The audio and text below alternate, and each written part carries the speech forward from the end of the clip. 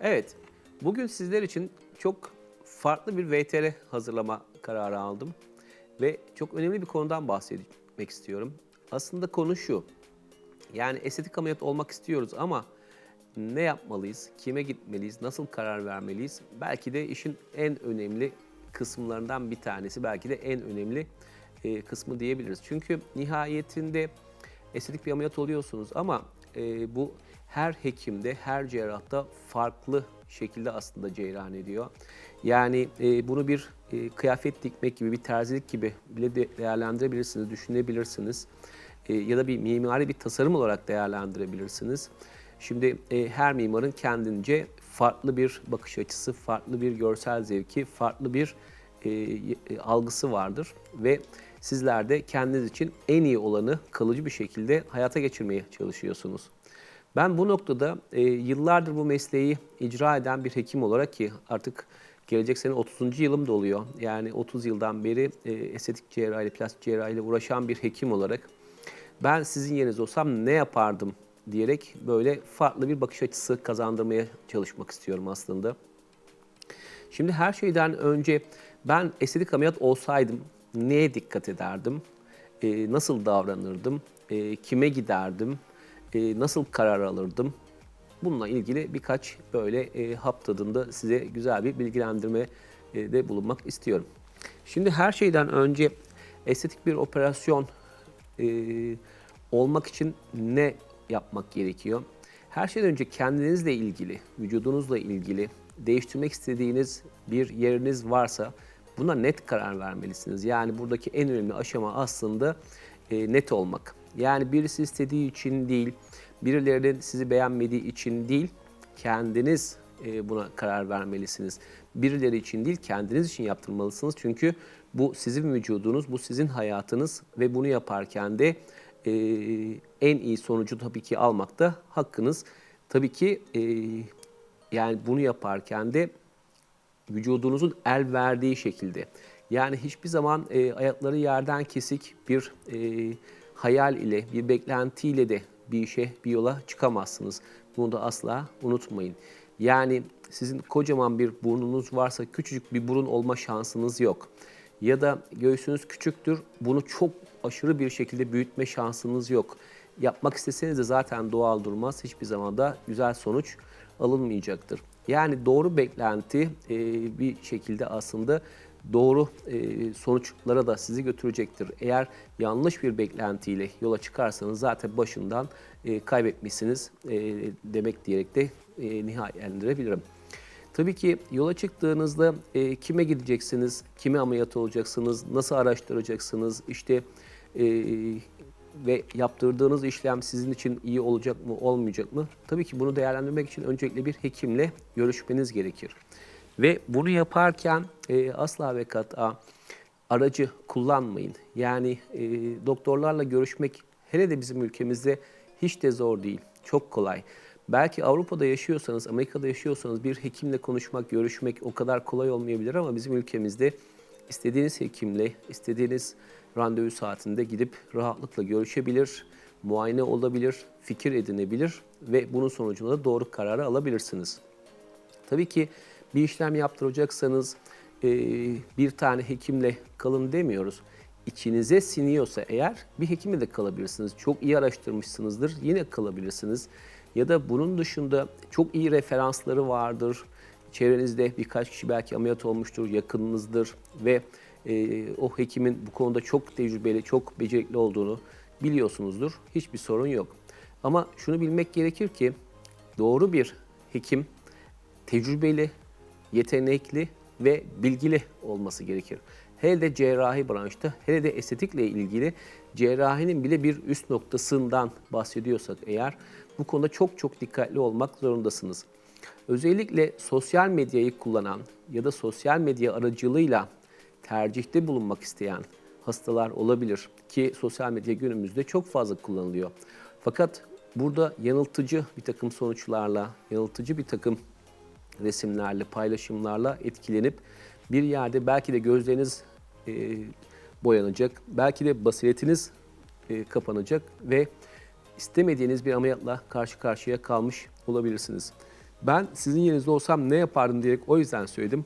Ben bile bir ameliyat olacak olsam, bir hekim tercih edecek olsam, o hekimin konuşmasıyla ilgili bir problem olacağını düşünmüyorum. Çünkü zaten hekimler eğer bir işi yapıyorlarsa bilmeden zaten yapamazlar. Yani bütün hekimler 3 aşağı 5 yukarı o bilgilere sahiptir. Çünkü o bilgiler olmasa zaten uzman olamaz. Yani bilgi bu işin aslında bir basamağı değil. Yani bilgi ki günümüzde hani internet ortamında her yerde bulabiliyorsunuz. Yani bizim anlattığımız şeyler aslında çok da farklı şeyler değil.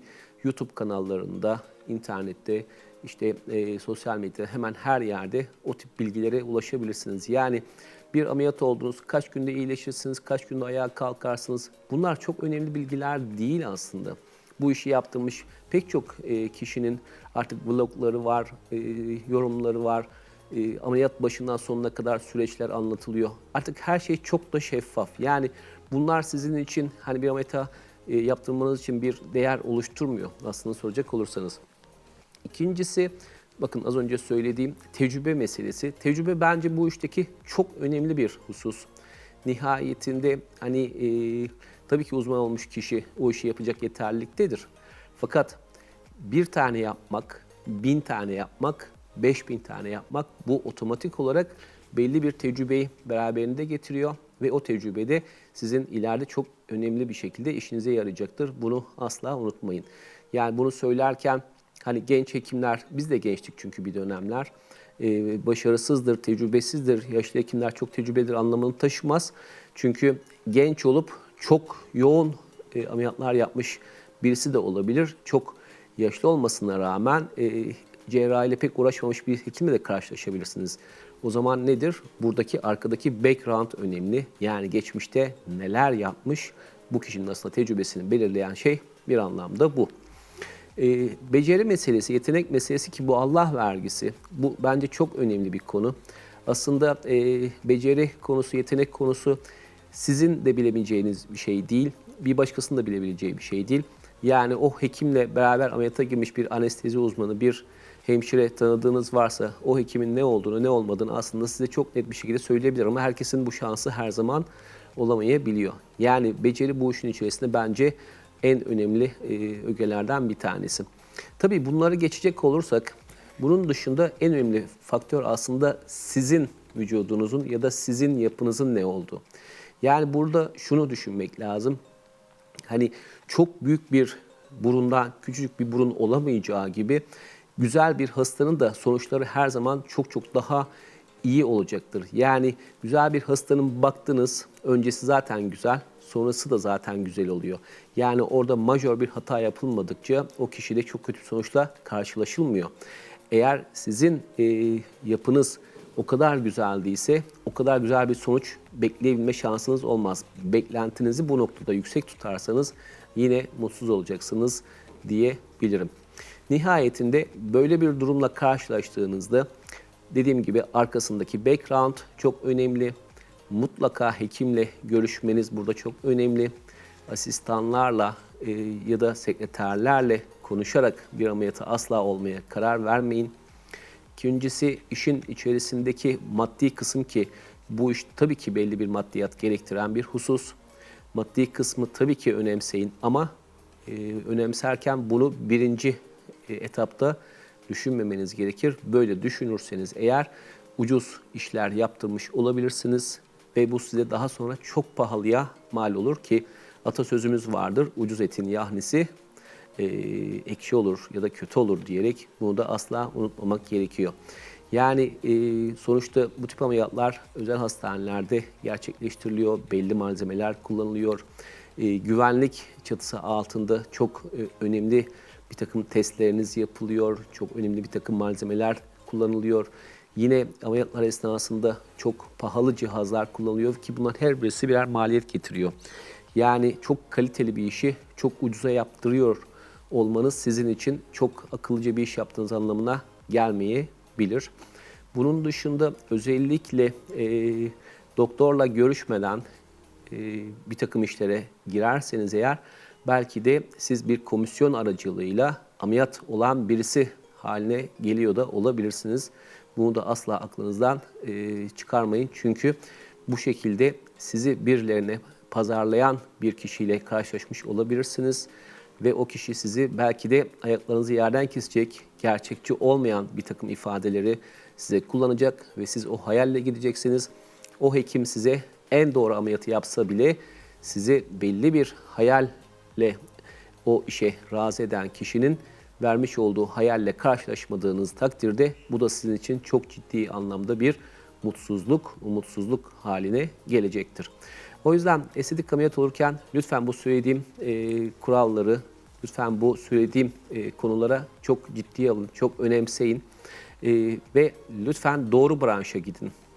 Bakın bir plastik cerrah değilse kalıcı olmayan, yüzünüzle ya da vücudunuzla ilgili olan herhangi bir uygulamayı lütfen yaptırtmayın. Çünkü bizler plastik cerrahi eğitimi esnasındaki bu tıp fakültesinin üzerine 6 yıllık bir eğitimden bahsediyorum ve her dakikası, her anı ameliyatla, cerrahiyle geçmiş olan bir branştan bahsediyorum.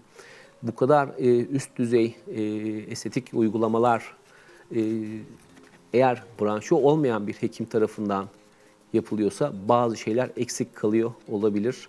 Bu da sizin için hakikaten kalıcı anlamda ciddi bir hüsrana sebep olabilir. O yüzden hangi işi yaptırırsanız yaptırtın fark etmez. Bu basit bir dolgu uygulaması da olabilir, basit bir botoks uygulaması da olabilir. Ya da küçük invazif olmayan non-invazif bir uygulama da olabilir. Mutlaka ehil elleri, geçmişi olan ve sektörün içerisinde ismi duyulmuş, hakikaten yaptığı işten emin olduğunuz hekimi tercih etmelisiniz. Hekimle mutlaka görüşmelisiniz. Elektriğinizin tutması, inanmanız bence burada çok önemli. Ve uygulamalar sonrası unutmayın ki bu bir iyileşme sürecidir. Bu iyileşme süreci içerisindeki servis gibi düşünün bunu. Takibiniz buradaki belki de en önemli noktalardan bir tanesi. Bazen hastalar geliyor, ameliyat oluyor, ne hekimini görüyor, ne sonrasında hekimini görüyor. Sürekli asistanların elinde, hemşirelerin elinde, sekreterlerin elinde ve bir sürü problemlerle karşılaşabiliyor ve hastalar sahipsiz kalıyor. Bu da tabii çok ciddi komplikasyonlara maalesef sebep oluyor. Bunlar belki size ucuzmuş gibi geliyor olabilir ama yaşadığınız sağlık problemi belki de sizin için hayatı tehdit eder ölçüsünde çok ciddi bir takım sorunlara sebep olabilir. Bu konulardaki hassasiyetinizin ben şimdiden görüyorum ve görmeye de çalışıyorum. Ben olsam ne yapardım? Daima bu bahsettiğim kriterler üzerinden ilerler. Buna uygun bir şekilde ameliyat olmaya çalışır. Ve olacaksam da doğru hekimi, doğru kliniği, doğru hastaneyi tercih ederim. Mesela basit bir saç uygulamasında, saç ekimi uygulamasında bile görüyoruz ki hastalar gidiyor saç ekimi gibi hani çok zor olmayan bir uygulamada bile ciddi sağlık sorunlarıyla karşılaşıyorlar ki görebiliyorsunuz. Bugün ekranlarda olsun, gazetede olsun, televizyonda olsun her gün estetikle ilgili bir takım problemler, komplikasyonlar oluyor. Bunların bir kısmında belki hastayla ilgili sebepler olabilir ama bir kısmında bir takım sağlık şartlarının yetersiz olması, ehil olmayan insanlar, ehil olmayan klinikler, ehil olmayan yerlerde olmalarından dolayı belki ucuz hizmetler sebebiyle olan bir takım komplikasyonlardır diyebilirim. O yüzden bu noktaların özellikle altını çizmek, sizlere en azından bu konuda bir miktarda olsa bilgilendirmek istedim. Çok teşekkür ederim, sağ olun.